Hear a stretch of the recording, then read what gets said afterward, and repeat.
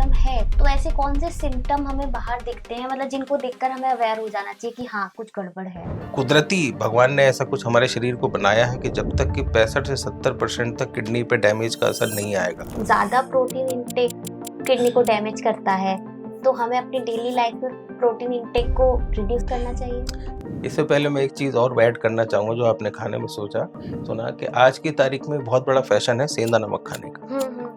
Pain killers kidney को damage करती हैं, तो पीरियड्स पेन के दौरान भी बहुत सारे लोग बहुत तरह की मेडिसिन लेते हैं। सर, पानी भी इफेक्ट करता है किडनी को? कम या ज्यादा कितना पानी पीना चाहिए किडनी के लिए? वो गलतफहमी के खूब पानी पियो किडनी।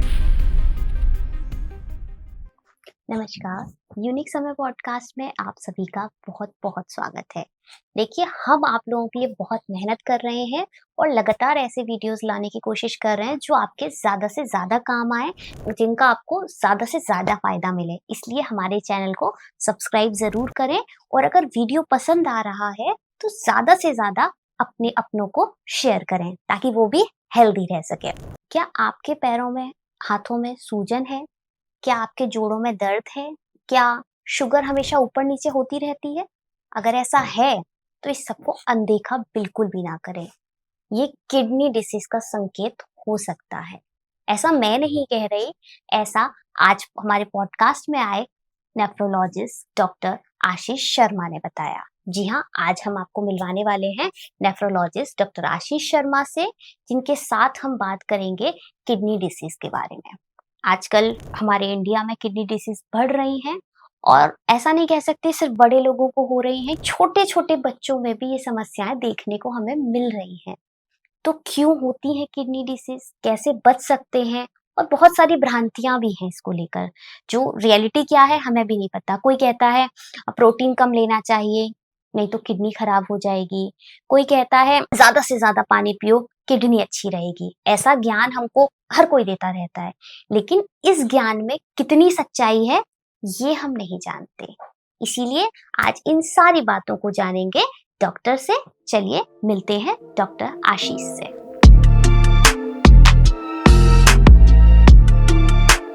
नमस्कार सर, बहुत बहुत स्वागत है आपका। नमस्कार, धन्यवाद, बहुत बहुत धन्यवाद मुझे यहाँ बुलाने के लिए। कैसे हैं आप? मैं बहुत बढ़िया, थैंक यू। मेरा नाम डॉक्टर आशीष शर्मा है। मैं किडनी रोग विशेषज्ञ हूँ और डिपार्टमेंट ऑफ नेफ्रोलॉजी यानी कि किडनी विभाग का अध्यक्ष हूँ, city institute of medical sciences Mathura में।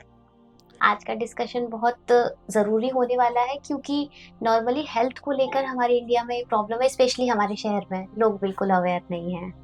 देखिए, ये सिर्फ मथुरा की प्रॉब्लम नहीं है, ये पूरे देश की प्रॉब्लम है। मुझे ऐसा लगता है कोरोना के बाद लोगों ने थोड़ा अपने स्वास्थ्य के प्रति ज़्यादा जागरूक हुए हैं, लेकिन अभी भी विभिन्न कारणों से बीमारियों में जो पकड़ जल्दी होनी चाहिए थी वो अभी भी लेट होती है। और इलाज का सबसे पहला नियम है कि टाइम पे इलाज हमेशा कामयाब होता है, लेकिन उस तक पहुंचने में अभी भी बहुत टाइम लगेगा। क्योंकि हम जब तक लास्ट स्टेज तक नहीं पहुंच जाते तब तक डॉक्टर के पास जाने का नहीं सोचते।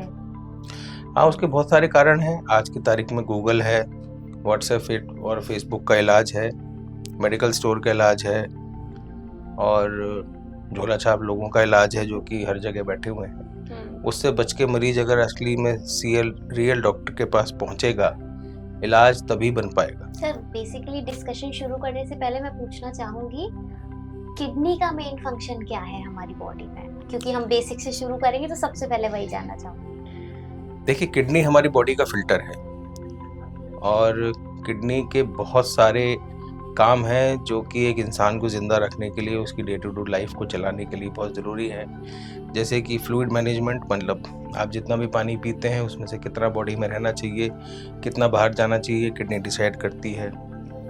सॉल्ट या इलेक्ट्रोलाइट मैनेजमेंट, मतलब आप सोडियम समझ लीजिए, पोटेशियम, कैल्शियम, इन सब का मैनेजमेंट किडनी क्या करती है। फिर एसिड बेस बैलेंस, जो कि एक आम आदमी को नहीं समझ में आता, लेकिन हमारी बॉडी का एक पीएच होता है जो कि ज़िंदा रहने के लिए बहुत आवश्यक है, उसको किडनी मैनेज करती है।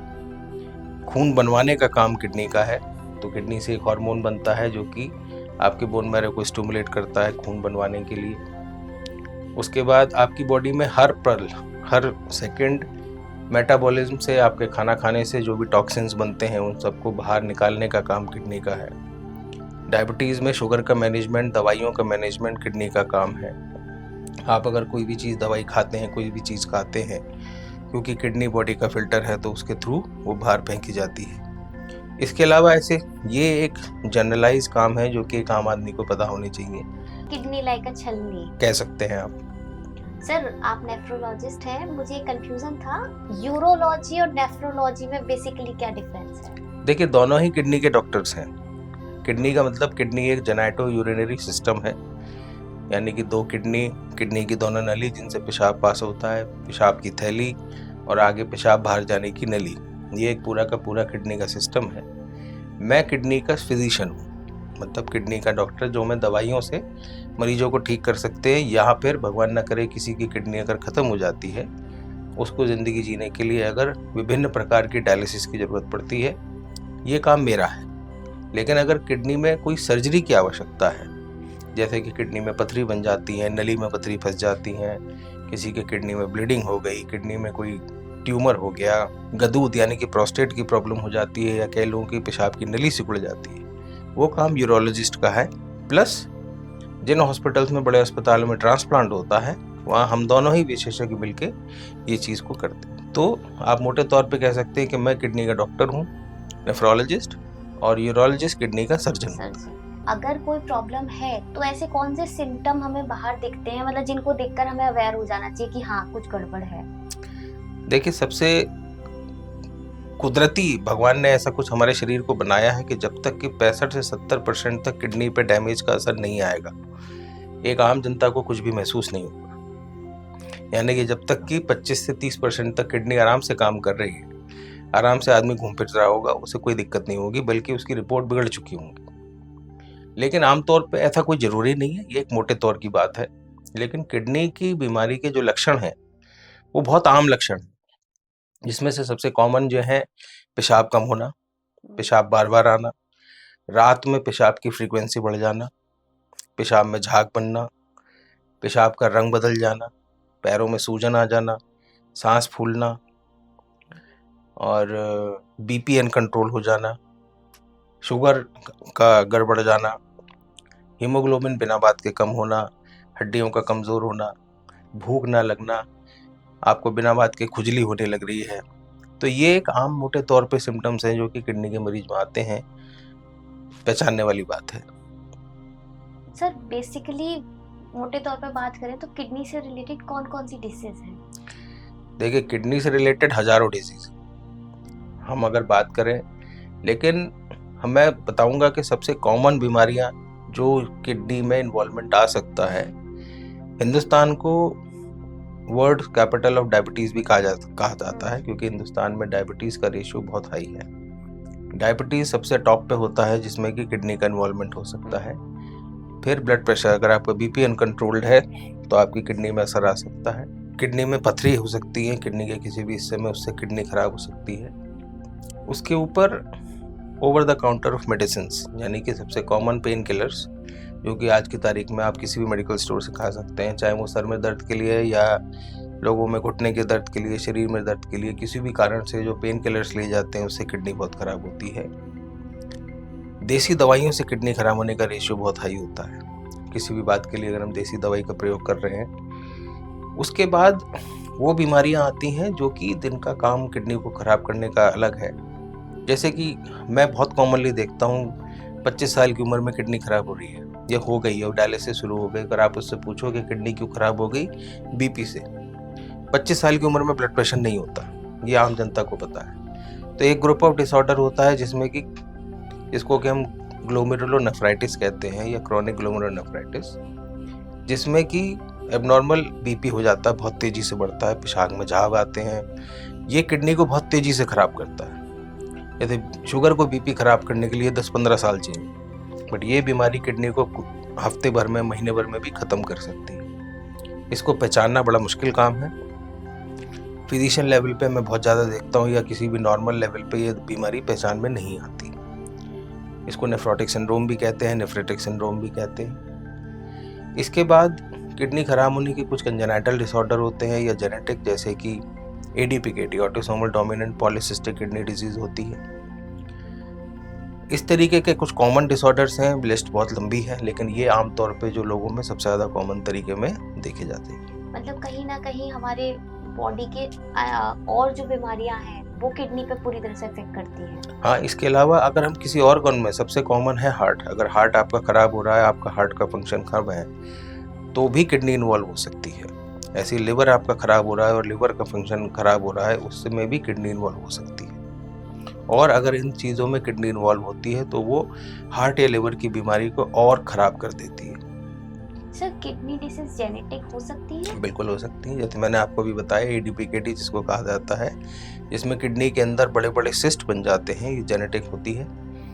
अनफॉर्चुनेटली इसका कोई इलाज नहीं है। कुछ दवाइयाँ आज की तारीख में अप्रूव हुई हैं US FDA से, जिनसे इस बीमारी की प्रोग्रेस को स्लो किया जा सकता है, लेकिन इसको ख़त्म या इसका इलाज नहीं किया जा सकता। देखिए, कुछ बीमारियों को छोड़ के जिसमें कि जेनेटिक डिजीज़ का किडनी का है, ऐसा कुछ नहीं है कि आपके घर में अगर किसी को किडनी की बीमारी हुई तो आपको भी होगी, ऐसा नहीं है। जैसे शुगर का जेनेटिक इन्वॉल्वमेंट है, BP का, शुगर का है, लेकिन किडनी का ओवरऑल ऐसा नहीं है। कुछ बीमारियां ऐसी हैं जो जेनेटिक हैं, लेकिन ओवरऑल अगर आपको किसी की बीमारी में, किडनी में बीमारी है, तो ऐसा नहीं है कि उसके आगे बच्चों को भी किडनी की बीमारी होगी ही।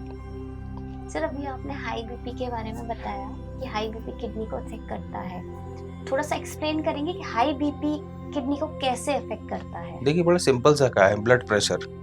अगर आपका प्रेशर बढ़ रहा है, BP बढ़ रहा है, तो कोई भी चीज़ प्रेशर से जब आएगी, चाहे आपने अपने, अगर आप बाग में पानी दे रहे हैं पाइप से, आप फूल पे अगर आराम से पानी डाल रहे हैं तो फूल पे पानी डलेगा, लेकिन आप अगर उसमें पाइप में हाथ लगा के उस पानी का प्रेशर बहुत तेज कर देंगे तो वही पानी अपने प्रेशर से फूल को तोड़ देगा। ऐसे ही किडनी के अंदर बहुत माइन्यूट छोटे नेफ्रॉन्स होते हैं, बहुत छोटी छोटी नलियाँ होती हैं। तो BP बढ़ेगा तो वो नलियाँ खराब हो जाती हैं, उसकी छलनी पे असर आ जाता है। इस तरीके से किडनी खराब होती है। सर, कुछ बेसिक फूड्स वगैरह की बात करना चाहूंगी कि कौन-कौन से फूड ऐसे हैं जो किडनी के लिए बेस्ट हैं? देखिए, अपरेंटली कोई ऐसा फूड नहीं है जिसको आप खा के किडनी को बहुत अच्छा रख सको, लेकिन हाँ, कुछ ऐसी चीज़ें हैं जिनको आप ना खा के किडनी को खराब होने से बचा सकते हो इनडायरेक्टली। जैसे पहला है नमक। नमक जो है वो बहुत तरीक़ों से खतरनाक है। नमक से BP भी बढ़ता है, नमक से हार्ट भी खराब हो सकता है, और उसी वजह से नमक से किडनी पर असर आ सकता है। तो आम जनता को ओवरऑल, जिसको चाहे कोई बीमारी भी ना हो, नमक कम खाना चाहिए। उसके बाद है आर्टिफिशियल, जो आजकल चीज़ें बहुत आ रही हैं, आज आर्टिफिशियल ड्रिंक्स आ रहे हैं, आर्टिफिशियल स्वीटनर्स आ रहे हैं, फिर ये एक एनर्जी ड्रिंक्स आ रहे हैं जो आजकल लोग खाते हैं। ये सब चीज़ें नहीं लेनी चाहिए, क्योंकि ये कहीं ना कहीं हमारे ऑर्गन्स को ख़राब करते हैं। हेल्दी डाइट, एक नॉर्मल डाइट जो हमारे यहाँ नॉर्मल लोग खाते हैं, ब्रिज क्षेत्र में मेरे ख्याल से सबसे हेल्दी डाइट हो सकती है। हेल्दी डाइट अगर हम खा रहे हैं तो कोई दिक्कत नहीं है। तो हम ना खा के या कोई चीज़ खा के किडनी को बहुत ज़्यादा नहीं बचा सकते। आप कुछ चीज़ों को ना खा के किडनी को बचा सकते हैं। सर, फ्रूट्स खा सकते हैं कि? अगर आपको किडनी की बीमारी है तो आप सारे फ्रूट्स नहीं खा सकते, क्योंकि किडनी की बीमारी में कई चीज़ों का परहेज होता है, जिसमें कि नमक और दूसरा पोटेशियम का बहुत बड़ा परहेज होता है। और जितने भी खट्टे फल होते हैं, रसे वाले फल होते हैं, वो हम किडनी के मरीज को नहीं दे सकते, क्योंकि वो हाई पोटेशियम होते हैं। सर, ज़्यादा प्रोटीन इंटेक किडनी को डैमेज करता है, तो हमें अपनी डेली लाइफ में प्रोटीन इंटेक को रिड्यूस करना चाहिए। इससे पहले मैं एक चीज़ और ऐड करना चाहूँगा, जो आपने खाने में सुना कि आज की तारीख में बहुत बड़ा फैशन है सेंधा नमक खाने का। ये कहा जाता है कि सेंधा नमक खाने से BP कम रहता है। वो बहुत अच्छी बात है, आम जनता के लिए सेंधा नमक बहुत अच्छा है, लेकिन किडनी के लिए सेंधा नमक खतरनाक है, क्योंकि सेंधा नमक में सोडियम कम किया जाता है, बट उसमें पोटेशियम एडेड होता है। तो किडनी के मरीज सोडियम, अगर सेंधा नमक खा रहे हैं तो उसको तुरंत बंद करें। अब आपके सवाल पे आता हूँ। देखिए, ये बहुत बड़ा गलतफहमी है और बहुत बड़ा भ्रम है कि प्रोटीन से किडनी खराब होती है। ऐसा दुनिया में कोई भी किडनी के विशेषज्ञ आपको कभी नहीं बोलेगा। बड़ा सिंपल सा काम है। एक आम आदमी को पर डे प्रोटीन चाहिए, क्योंकि आपके सर के बाल से लेके पैर के नाखून तक हर चीज़ प्रोटीन से बनी है। आपका दिल धड़क रहा है, उसमें प्रोटीन इस्तेमाल हो रहा है। आपका ब्लड फ्लो हो रहा है, उसमें प्रोटीन इस्तेमाल हो रहा है। आप खड़े हुए, उसमें प्रोटीन इस्तेमाल हो रहा है। एक आम आदमी को 1 ग्राम पर KG body weight per day protein चाहिए। टाइम्स का एक सर्वे हुआ था इंडिया में, ये एक आर्टिकल छपा था जिसने प्रूव किया कि 83.4 यानी कि 83.4% इंडियन पॉपुलेशन प्रोटीन डेफिशिएंट है। और जितने लोग ये चीज़ मेरा वीडियो देख रहे हैं वो चाहें तो ये कैलकुलेट कर सकते हैं कि क्या वो 1 ग्राम पर KG body weight per day protein खा रहे हैं। नहीं, इट इज़ इम्पॉसिबल। कोई नहीं खा सकता, क्योंकि हमारे देश में वेजिटेरियन पॉपुलेशन अत्यधिक है। जो नॉनवेज खाते हैं वो भी 1 ग्राम पर केजी बॉडी वेट प्रोटीन खाने के लिए आपको जितना प्रोटीन खाना पड़ेगा वो आप नहीं खा सकते। किडनी के मरीज में हम कहते हैं, अब प्रोटीन का संबंध क्या है? आप जो खाते हैं उससे यूरिया बनता है, और आपका जो मसल मास है उससे क्रिएटिनिन बनता है, जो दोनों मेन टॉक्सिन माने जाते हैं आम जनता के लिए। क्या आप इतना खा ही नहीं सकते कि आप इतना यूरिया बना लो? आपको इतना मसल मास, इतना प्रोटीन आम जनता नहीं खा सकती। जब ये सब मेटाबॉलिज्म होता है तो आप मान के चलिए, सपोज एक आम आदमी किडनी 100% काम कर रही है। आपने एक दिन में 100 यूरिया क्रिएटिनिन बनाया, किडनी 100% काम कर रही है, तो पूरा का पूरा यूरिया क्रिएटिनिन बाहर चला गया, आपकी रिपोर्ट नॉर्मल है। आपकी किडनी सपोज करिए 30% डैमेज हो गई, यानी कि अगर आप अभी भी 100 यूरिया क्रिएटिनिन बनाओगे, बट उसमें से खाली 70% बाहर जाएगा, 30% डेली रुक जाएगा। वो तब जब आप 100 यूरिया क्रिएटिनिन बना रहे हो, वो तब होगा जब आप 1 ग्राम पर KG body weight per day protein खा रहे हो, जो कि कोई नहीं खाता। किडनी के मरीज में साइंटिफिकली ये कहा गया है कि अगर आपका प्रोटीन इंटेक होना चाहिए 0.7 टू 0.8 ग्राम पर KG body weight per day, यानी कि 70 किलो का आदमी है तो वो कम से कम 50 ग्राम प्रोटीन खाए, ताकि आपके शरीर का डे टू डे मेटाबॉलिज्म कम होता जाए। लेकिन जैसे आपने सवाल पूछा, आम जनता में, नॉर्मल डॉक्टर्स में यही कहानी चल रही है। सर गूगल पे किडनी भी यही कहानी नहीं, गूगल पे नहीं है।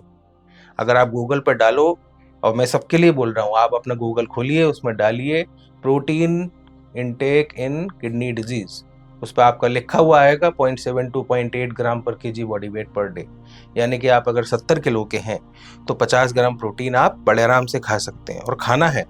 क्यों? आपके शरीर का डे टू डे जो रिक्वायरमेंट है वो कहाँ से आएगा? लेकिन इस गलत फहमी की वजह से सारे डॉक्टर्स नेफ्रोलॉजिस्ट को छोड़ के इन मरीजों का प्रोटीन बंद कर देते हैं। हमारा शरीर को तो डेली डाइट चाहिए। जब आप ऊपर से प्रोटीन नहीं देते हो तो शरीर अंदर से अपना प्रोटीन इस्तेमाल करता है, वह क्या आपकी मांसपेशी है, और ये मरीज दिन ब दिन कमजोर होते चले जाते।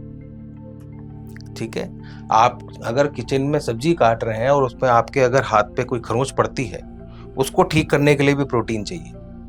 आप बाल कटवाते आते हो, बाल बढ़ने के लिए प्रोटीन चाहिए, और आप अगर उसको प्रोटीन नहीं दे रहे हो, और मैं आपको बताऊं, अगर आप में से कोई 70 किलो का आदमी है, आपको अगर 50 ग्राम प्रोटीन खाता है, हम शर्त लगा सकते हैं 50 ग्राम प्रोटीन खाना आसान काम नहीं। मैं एग्जांपल देता हूं, एक कटोरी दाल में 3 ग्राम प्रोटीन है, एक रोटी में 2 ग्राम प्रोटीन है, एक अंडे में 6 ग्राम प्रोटीन है। ठीक है, जो आपका ये न्यूट्रीला आता है, इसमें 100 ग्राम में 15 ग्राम प्रोटीन है। आपका जो चना वगैरह होता है, इसमें 100 ग्राम में 18 ग्राम प्रोटीन है। 100 ग्राम चिकन में 18 ग्राम प्रोटीन है। 100 ग्राम मटन में तकरीबन 20 ग्राम प्रोटीन है। अब आप मुझे बताइए कि आप 50 ग्राम डेली कैसे खा लेंगे प्रोटीन? ये सारी कोई चीजें नहीं। एक साथ तो नहीं खाई जा सकती। जी, हमारी वेजिटेरियन डाइट में हम सुबह नाश्ता क्या करते हैं? पोहा, चीला, ठीक, और ज़्यादातर लोग सुबह ऑफिस जाने से पहले खाना खाते हैं, 4 रोटी, 1 कटोरी दाल, सब्जी, दही। कितना प्रोटीन मिला? 4 रोटी 8 ग्राम प्रोटीन, 2 कटोरी दाल 6 ग्राम प्रोटीन, हरी सब्जी में प्रोटीन है नहीं, 1 कटोरी दही में 6 ग्राम प्रोटीन। कितना हुआ? कम ही हुआ। फिर आप 1 ग्राम प्रोटीन खा ही नहीं रहे हो पर केजी बॉडी वेट, कम क्या करना है? यहाँ तक कि किडनी के बहुत मरीज होते हैं, जैसे मैंने कहा, अभी मैं आपको बताऊंगा जिस सवाल के जवाब में, कि किडनी की बहुत मैक्सिमम बीमारियों में आपके पेशाब से प्रोटीन लीक होता है। तो आप ये मान के चलिए कि आप पर डे जो आपकी पॉकेट मनी है उसमें से कुछ अमाउंट कोई चुरा रहा है, बाकी अमाउंट आपको इस्तेमाल करना है। बाकी बचा हुआ कहाँ से आएगा? वो अंदर बॉडी से वसूला जाता है। ठीक है, तो ये बहुत बड़ी गलतफहमी है। और इसके अलावा डाइट का पार्ट है। मेरे पास जितने भी मरीज आते हैं, मेरे मरीज सब खाते हैं और खुशी खुशी खाते हैं। और पिछले 16 साल में मैंने आज तक, हाँ, मेरे पास कोई एक पेशेंट अगर आए, वो कहता मैं जिम जाता हूँ, डेली का मैं इतना प्रोटीन खाता हूँ, तो मैं उसका प्रोटीन कम करूँगा अगर वो उसकी किडनी पे इन्वॉल्वमेंट है। और मैं आपको एक मज़ेदार बात बताता हूँ, जितने भी बड़े बॉडी बिल्डर्स हैं, आप अगर उनका क्रिएटिनिन कराएंगे ब्लड में, तो वो 2.5 से 3 के आसपास आता है। तो क्या उनकी किडनी खराब है? नहीं, वो अपनी किडनी की लिमिट से ज़्यादा प्रोटीन खाते हैं बॉडी बनाने के लिए। जैसे अगर 10 लीटर की बाल्टी है, आप उसमें अगर 11 लीटर पानी डालो तो क्या होगा? वो फैल जाएगा। तो क्या बाल्टी खराब है? नहीं। तो क्या पानी ने बाल्टी खराब कर दी? नहीं, आपने लिमिट से ओवर कर दिया। लेकिन इंडियन पॉपुलेशन लिमिट से ओवर नहीं जा सकती। आप यूरोप में होते, अमेरिका में होते, अफ्रीका में होते, जहाँ की प्राइमरी डाइट नॉन वेजिटेरियन है, वहाँ प्रोटीन इंटेक हाई होता है। हमारे देश में ऐसा नहीं है। सर, पानी भी इफेक्ट करता है किडनी को? कम या ज्यादा कितना पानी पीना चाहिए किडनी के लिए? देखिए, एक बड़ी गलतफहमी कि खूब पानी पियो किडनी ठीक रहेगी। हाँ। देखिए, किडनी जो है टॉयलेट नहीं है कि आपने एक बाल्टी पानी मारा और किडनी साफ हो गई। एक आम आदमी को 2.5 लीटर के आसपास पानी चाहिए इस मौसम में, बशर्ते आप नॉर्मल काम कर रहे हो। आप अगर मजदूर हो, बाहर रिक्शा चला रहे हो, ठेला चला रहे हो, या आप मकान बनाने में काम कर रहे हो, खेत में काम कर रहे हो, तो हाँ, आपको ज्यादा पानी चाहिए। लेकिन आम आदमी कहाँ है? घर से निकलता है, ऑफिस चला जाता है, दुकान में बैठा है, तो आपको क्यों पानी ज्यादा? आप जितना ज्यादा पानी पियोगे उतना यूरिन करते रहोगे, बस। ऐसा कुछ नहीं है। हमारी किडनी भगवान ने बहुत बढ़िया बनाई है, एक बड़ी चमत्कारिक चीज है। 300 ml पेशाब भी हो और 3 लीटर हो, वो अपना काम कर लेगी। डिहाइड्रेशन नहीं होना चाहिए। अब किडनी का मरीज है, हर किडनी का मरीज अपने आप में एक अलग होता है। किसी में यूरिन का आउटपुट कम होता है, किसी में यूरिन आउटपुट नॉर्मल होता है, किसी में ज़्यादा होता है। तो हम अपने पेशेंट के हिसाब से उसको एडवाइस बताते हैं, कितना पानी पीना है, कितना नहीं पीना है, क्या लेना है। हर मरीज के लिए मैं खुद एक डाइट चार्ट बना के देता हूँ। ठीक है ना? तो हर मरीज में ये अलग है। किडनी के मरीज में कोई फिक्स पॉइंट नहीं है, ये डिपेंड करता है उसकी बीमारी कौन से स्टेज पे है, उसको क्या बीमारी है, उसके हिसाब से। सर, अगर कम पानी पीते हैं तो वो भी डेंजरस हो सकता है? हाँ, बिल्कुल हो सकता है, क्योंकि अगर आप एक लिमिट से कम पानी पियेंगे तो आप डिहाइड्रेट होंगे। नॉर्मल आदमी की किडनी भगवान ने बड़ी बढ़िया बनाई है। आप पूरे एक दिन पानी मत पियो, यूरिन आपको तब भी आएगा। क्यों? क्योंकि आपकी बॉडी में जितना टॉक्सिन बना है वो तो बाहर फेंकेगी किडनी। तो भले ही 300 ml यूरिन, 400 ml यूरिन करेगी, उसमें सारा का सारा फेंक देगी, बट आप डिहाइड्रेट हो जाओगे। डिहाइड्रेट हो गए तो आपकी किडनी पे असर आ सकता है। तो कम पीना पानी नुकसानदायक है, ज्यादा पीने का कोई फायदा नहीं है, नुकसान है। आप पूरे दिन यूरिन करते रहोगे और कुछ नहीं। ऐसा कई लोग कहते हैं बहुत पानी पीना चाहिए, किडनी अच्छी रहेगी। वो क्यों हुआ था? आज से 50, 60, 100 साल पहले हमारे बाबा दा परदादा वो क्या करते थे? खेती करते थे। सुबह 4 बजे खेत पे पहुंच जाते थे, या साइकिल पे ऑफिस जाते थे, साइकिल पे स्कूल जाते थे।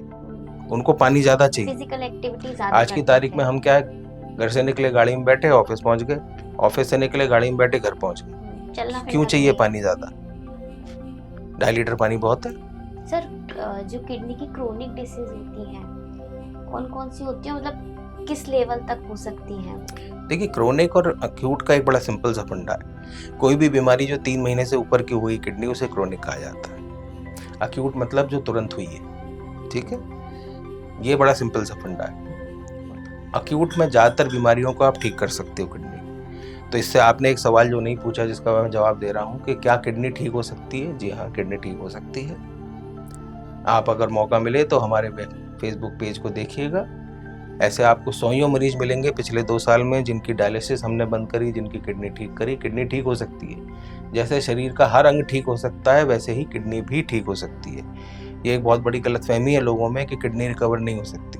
बिल्कुल हो सकती है, अगर आप टाइम पे इलाज करा रहे हैं। क्रोनिक किडनी डिजीज अगर क्रोनिसिटी आ गई है तो पूरी ठीक नहीं हो सकती, लेकिन उसको रोका जा सकता है अगर हम उसके ऑफेंडिंग फैक्टर को ठीक करें। और क्रोनिक किडनी डिजीज का कारण कुछ भी हो सकता है, शुगर भी हो सकता है, बीपी भी हो सकता है, दवाइयाँ भी हो सकती हैं, कुछ भी कारण हो सकता है। ये एक टर्मिनोलॉजी है, ग्रेडिंग है और कुछ नहीं। सर डायलिसिस किस स्टेज पे ज़रूरत पड़ती है डायलिसिस की? जी, तो डायलिसिस देखिए एक सपोर्ट है। सपोज़ कीजिए कि आप चल रहे हो, आपके पैर में बहुत तेज़ मोच लग जाए, तो आपको चलने के लिए किस चीज़ का इस्तेमाल करना होगा? किसी सहारे का, किसी छड़ी का? ऑब्वियसली आपके पैर की हड्डी टूट जाए, चटक जाए और डॉक्टर बोले आपको 3 हफ्ते का प्लास्टर लगेगा, तो कैसे चलोगे? छड़ी के सहारे से। अभी आपकी पैर की हड्डी टूट जाए, वो बोले आपका 3 महीने का प्लास्टर लगेगा, 3 महीने कैसे चलोगे आप? वही छड़ी का से, सहारा लेके बैसाखी बैसाखी से। से। वो एक सपोर्ट है, इसका मतलब ये नहीं है कि आपकी पैर खत्म हो गया। लेकिन अगर आपके पैर में पोलियो हो जाए तो आप जिंदगी भर बैसाखी से। ऐसी किडनी में भी लोगों में बहुत बड़ी डर है कि डायलिसिस एक बार हो गई तो कभी बंद नहीं होगी। ऐसा कुछ नहीं, डायलिसिस एक सपोर्ट है।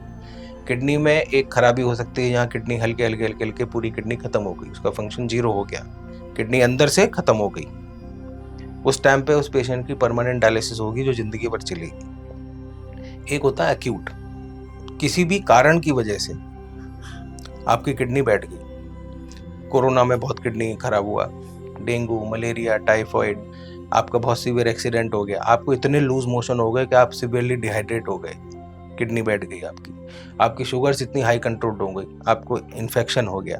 ऐसे 1000 कारण हो सकते हैं और हमारे पास होते हैं जहाँ की किडनी ने टेम्परेरी काम करना बंद कर दिया।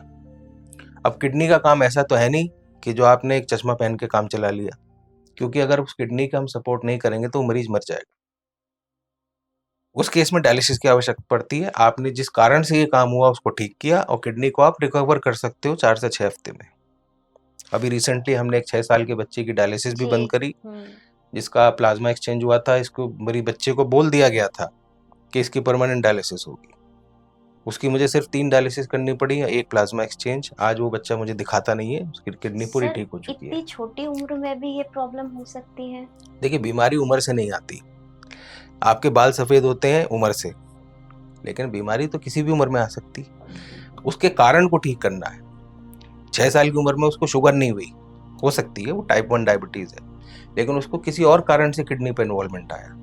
हमने उस कारण को ठीक किया, उसके इन्वॉल्वमेंट को ठीक किया और किडनी को रिकवर कर लिया। तो उम्र कुछ नहीं। मेरे पास किडनी का सबसे छोटा पेशेंट है, 1.5 साल का बच्चा है। तो 1.5 साल की उम्र से लेकर 90 साल तक के पेशेंट है मेरे पास। सर डायलिसिस का प्रोसेस क्या होता है? देखिए, डायलिसिस अगेन वो जो काम किडनी करती है वही हमें डायलिसिस के थ्रू करना है। डायलिसिस किडनी के सारे फंक्शंस को सपोर्ट नहीं कर सकती। कुछ को हम दवाई से सपोर्ट करते हैं, कुछ को हम डायलिसिस से करते हैं। जैसे आपके खून की सफाई, पानी का बैलेंस करना, इलेक्ट्रोलाइट का बैलेंस करना, पीएच का बैलेंस करना, इन सब चीज़ों का काम हम डायलिसिस से कर सकते हैं। बाकी कुछ चीज़ें हम उसी के साथ दवाई से करते हैं। डायलिसिस कई प्रकार की होती है। पेरिटोनियल डायलिसिस होती है जो कि पेट से की जाती है, आप घर पे कर सकते हैं। एक हीमोडायलिसिस होती है जो खून से की जाती है। घर पर जो कर सकते हैं उसको थोड़ा सा एक्सप्लेन करिएगा। उसको पेरिटोनियल डायलिसिस कहते हैं। हमारे पेट के अंदर भगवान ने अंदर एक छिल्ली दी है, जाली, जिसको पेरिटोनियम कहते हैं। उसका एक पर्टिकुलर ब्लड फ्लो होता है। एक हम छोटा सा कैथेटर होता है जो कि पेट में जाली के और पेट खाल के बीच में डाल देते हैं, और इसमें एक फ्लूइड का इस्तेमाल होता है जिससे कि आप घर पे ही एक प्रिस्क्रिप्शन बनाता है डॉक्टर, आपके जो किडनी के डॉक्टर हैं, उससे आप अपने घर पे ही उस फ्लूइड से पेट के अंदर डाल के और निकाल के डायलिसिस कर सकते हैं। ये घर वाली डायलिसिस 2 तरीके से होती है। एक जो आप खुद कर रहे हो, जिसे CAPD कहा जाता है, दिन में 3 बार करनी पड़ती है। खासतौर पे बच्चों में और बुजुर्ग में ये डायलिसिस बहुत अच्छी होती है। दूसरा होता है APD, दैट में ऑटोमेटेड पेरिटोनियल डायलिसिस, जिसमें से एक छोटी सी मशीन का इस्तेमाल होता है। आप रात में फ्लूइड के साथ मशीन कनेक्ट करके सो जाओ, सुबह तक मशीन अपना काम करती रहेगी और फिर दिन भर करिए। इंडिया में PD बहुत ज़्यादा नहीं है, क्योंकि कुछ मरीज अपने आप करने से डरते हैं, और इंडिया में हीमोडायलिसिस का ज़्यादा प्रचलन है। लेकिन आप अगर डेवलप्ड कंट्रीज़ में जाएंगे, जैसे हांगकांग है, कोरिया है, जापान है, ऐसे कंट्रीज़ में PD फर्स्ट पॉलिसी है, क्योंकि वहाँ गवर्नमेंट करती है, तो वहाँ आपको PD ही करनी है। PD बहुत अच्छी चीज़ है। हम मथुरा में, हमारे पास PD का प्रयोजन है और हम अपने हर पेशेंट को सारे ऑप्शंस बताते हैं। आज हमारे पास मथुरा में हर एडवांस टेक्नोलॉजी है, जिसको HDF कहते हैं। HDF शायद किसी को पता भी नहीं होगा। इंडिया में बहुत नई चीज़ है, चुनिंदा मशीनें हैं। नॉर्मल हीमोडायलिसिस अगर किसी ने देखी होगी तो उसकी तकरीबन 60,000 मशीन है। HDF की मशीन अलग होती है, जिसकी हिंदुस्तान में मुश्किल से 3-3,500 मशीन है। हर एक को चलानी नहीं आती, हर एक के बस की नहीं है। सर जैसे कोई किडनी पेशेंट आपके पास आता है तो उसकी मेंटल हेल्थ का कितना प्रभाव पड़ता है किडनी पर? देखिए, किडनी के पेशेंट का क्या है, एक्सेप्टेंस बहुत पुअर होता है। भगवान ना करे किसी को हो, जैसे अगर किसी को यहाँ चेस्ट में पेन हो रहा है, उस कार्डियोलॉजिस्ट ने देखा, उसने कहा आपको हार्ट अटैक पड़ा है, वो मान लेगा, 99% तुरंत मान लेंगे हार्ट अटैक हो गया। लेकिन अगर मेरे पास पेशेंट आता है, मैं उससे कहता हूँ आपकी किडनी खराब हो गई, वो नहीं मानता, उसका परिवार नहीं मानता, मेरी किडनी कैसे खराब हो सकती है। एक्सेप्टेंस बहुत खराब है, और इसलिए किडनी के पेशेंट्स में जो ट्रीटमेंट पार्ट है जो आगे का है वो बहुत खराब है। और उसके ऊपर सोने पे सुहागा, आज की तारीख में हर कोने में लोग खोल के बैठे हुए दुकान, हम किडनी ठीक कर देंगे, हम किडनी ठीक कर देंगे, जो कि सिर्फ इसको और बिगाड़ते हैं। मेरे पास ऐसे भर भर के पेशेंट्स आते हैं जिनके, अभी मेरे पास एक बच्ची आई थी 10 साल की, 2 महीने पहले उसके पेरेंट्स को पता चला किडनी में दिक्कत है, उसके घर वालों में किसी ने सलाह दी, वो चले गए देसी दवाई कराने और खत्म। तो किडनी का उस टाइम पे अगर वो आते, उसकी किडनी रिकवर हो जाती पूरी।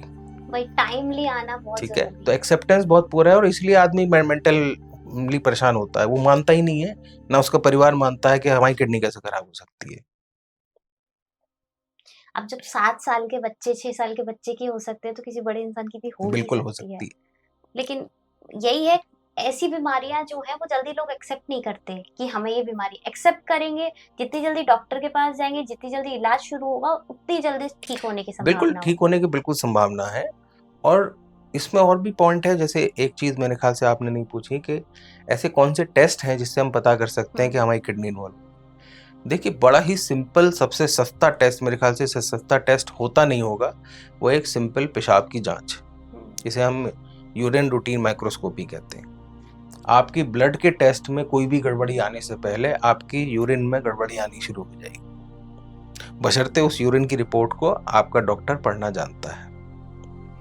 आपके यूरिन में कुछ ना कुछ दिख जाएगा, जो कि पहली निशानी हो, जिसमें सबसे कॉमन आता है यूरिन में एल्बुमिन आना, शुगर के मरीज में यूरिन में शुगर दिखना, कास्ट दिखना अलग अलग तरीके की, यूरिन में ब्लड का दिखना, और मोस्टली इसको इग्नोर किया जाता है, अरे ये तो कुछ नहीं है, दवाई दे दो।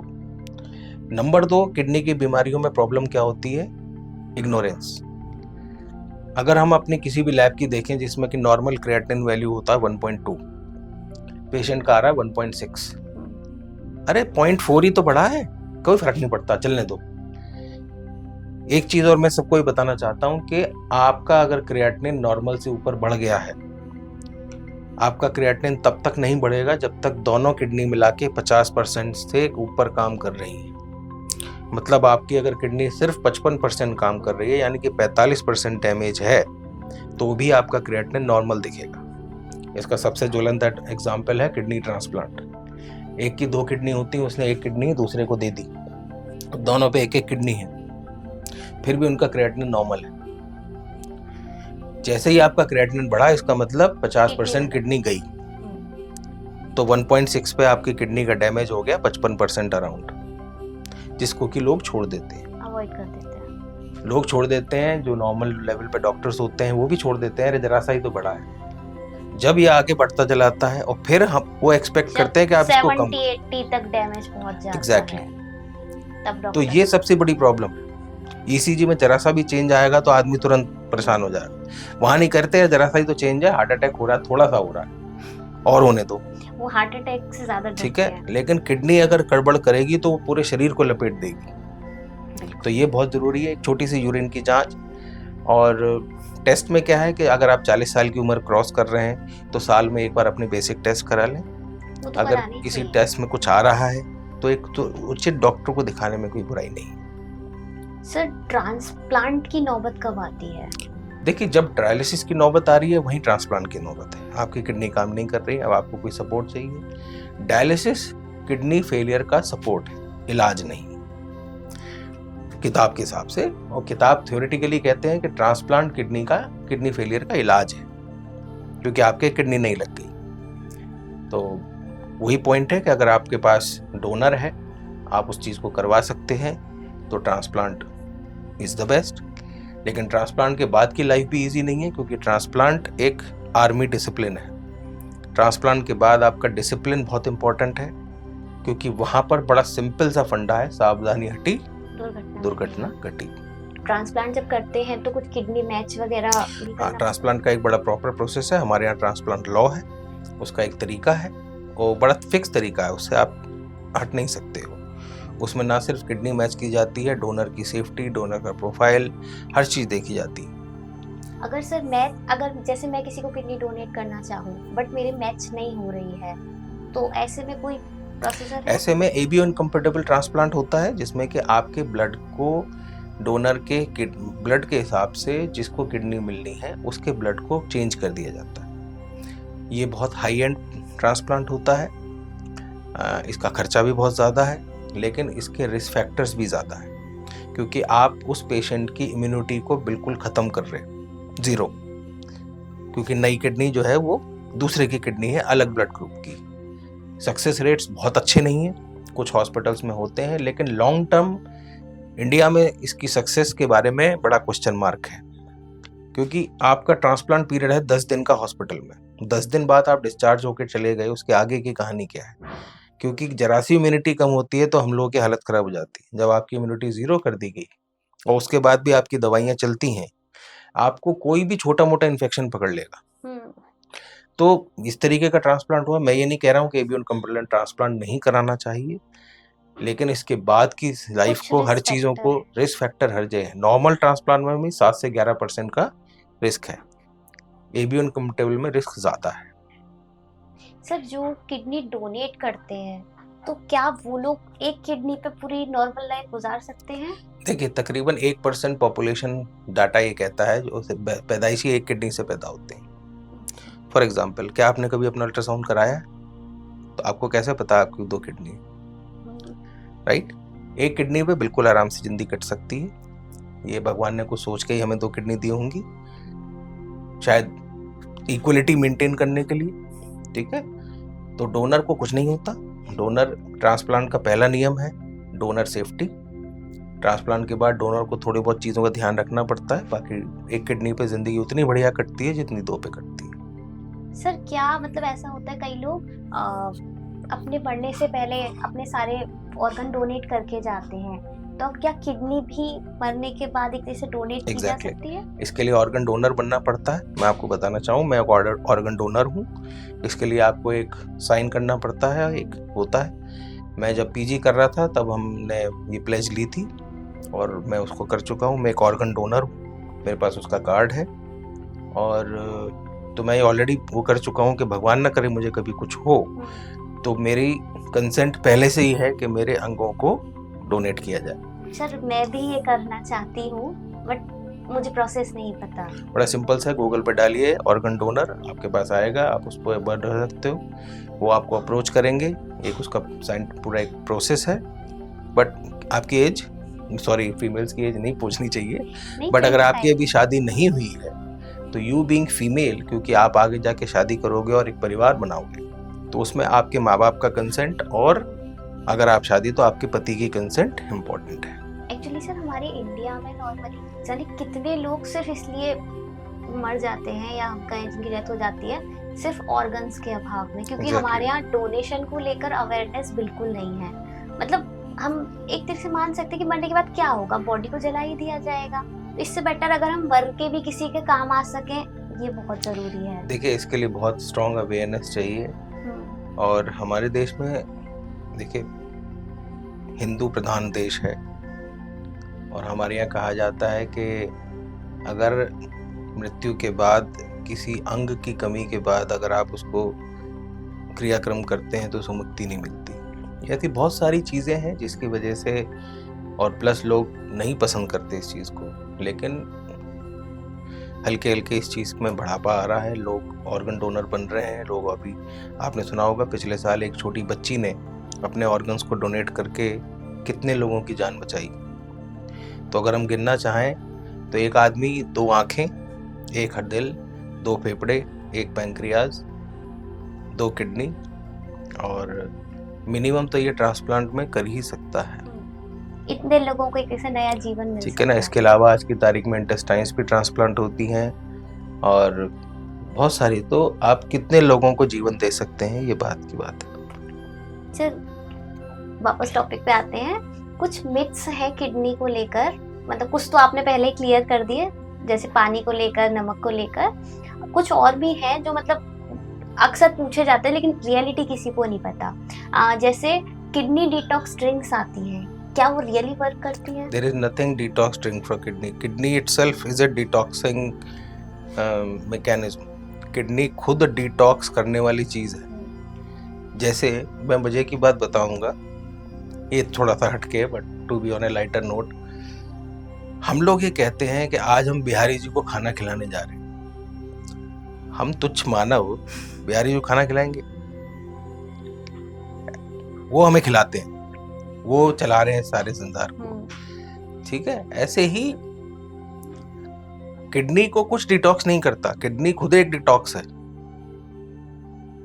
आप जहर P low, most of the cases में अगर आप उसे पचा गए तो किडनी उसे बाहर फेंक दी। तो आप ऐसा क्या ले सकते हो जिससे किडनी डिटॉक्स हो जाए? तो ये सब एक मिथ है, फैशन है, और कुछ नहीं। सर कैफीन किडनी को नेगेटिवली इफेक्ट करता है? नहीं, कैफीन सिर्फ एक काम करता है, जो आपके ब्लड का थोड़ा सा कंसंट्रेशन या जिसे हम ऑस्मोलैरिटी चेंज करते हैं, और उससे आपको थोड़ा यूरिन ज़्यादा आएगा। कैफीन से थोड़ा बीपी बढ़ जाता है, दैट्स इट। सर ऐसी कौन सी हैबिट हम अपनी डेली लाइफ में डेवलप करें कि हमारी किडनी हेल्दी रहे? देखिए, किडनी हमेशा हेल्दी रहेगी। आप आने वाली बीमारी को तो नहीं बचा कर सकते, रोक सकते, लेकिन कुछ ऐसी चीजें जो हमारे हाथ में है उससे आप रोक सकते हो। जैसे हेल्दी वाटर इनटेक, नंबर 1। नमक, जैसे मैंने बताया, नमक कम। अगर आपको शुगर या बीपी है तो शुगर और बीपी का कंट्रोल। अगर आपको ब्लड प्रेशर है लंबे टाइम से, तो बीपी की कुछ ऐसी दवाइयां हैं जिनका किडनी पे पॉजिटिव इनिशियली और बाद में नेगेटिव इम्पैक्ट आ सकता है, उसको देखें। ओवर द काउंटर मेडिसिन, सबसे इंपॉर्टेंट पेन किलर्स ना लें ज़्यादा। कोई भी पेन किलर एक ऐसी दवाई है जो कि किसी भी उम्र में किडनी को खराब कर सकती है, और इसका कोई डेटा नहीं है कि कितनी गोली, एक गोली भी आपकी किडनी को खराब कर सकती है। तो किडनी पेन किलर जितना हो सके अवॉइड करें। इसके बाद आर्टिफिशियल, खासतौर पे जिम का ज़माना है आजकल, हर आदमी जिम जाना चाह रहा है, बॉडी बना रहा है, और मशरूम की तरह जिम खुले हुए हमारे, जिसमें एक ट्रेनर होता है, वो भले ही 10वीं पास होगा, ठीक है, और लोगों के अंदर जल्दीबाजी है, बॉडी बनानी 6 महीने में। तो वो क्या कहता है, तुम ये पाउडर ले लो, ये क्रिएटिनिन ले लो। क्रिएटिनिन सोचिए, बड़ी इंपॉर्टेंट, जिस क्रिएटिनिन को हम पेशाब के रास्ते बाहर फेंकते हैं, जो हमारे शरीर का टॉक्सिन है, हम उसी क्रिएटिनिन को ऊपर से खा रहे हैं बॉडी बनाने के लिए, ठीक। ऐसे या तुम इंजेक्शन लगा लो, तुम एनाबॉलिक स्टेरॉइड ले लो, तुम ये वो ले लो, ये किडनी को डैमेज करेंगे, ठीक है। तो इनसे बचें। और सबसे लास्ट जो है, ज्ञान से बचें। हमारे देश में ज्ञान हर जगह बैठा हुआ है, हर एक के पास। बड़े आपके पड़ोसी के पास ज्ञान है, आपके रिश्तेदारों के पास ज्ञान है, गूगल ज्ञान है, फेसबुक ज्ञान है, व्हाट्सएप ज्ञान है। इससे बचें। अगर आप कोई चीज करना चाह रहे हैं तो एक काबिल डॉक्टर से बात कर लीजिए। मैं आपको उदाहरण देता हूँ एक रिसेंट केस का। एक यंग लड़का मेरी ओपीडी में आया, देखने में बहुत पतला, उसका वजन मात्र 32 किलो था, 24 साल का लड़का। वो आके बोला कि मेरे को यूरिन बहुत आ रहा था, बहुत ज्यादा। तो मैं एक डॉक्टर के पास गया और उन्होंने कहा तुम्हारी किडनी खराब होगी, तो मैं आपके पास आया हूँ। उसकी रिपोर्ट में उसका यूरिया था 450 और क्रिएटिनिन था 0.2, यानी कि क्रिएटिनिन लिमिट से नीचे और यूरिया लिमिट से कई गुना ऊपर।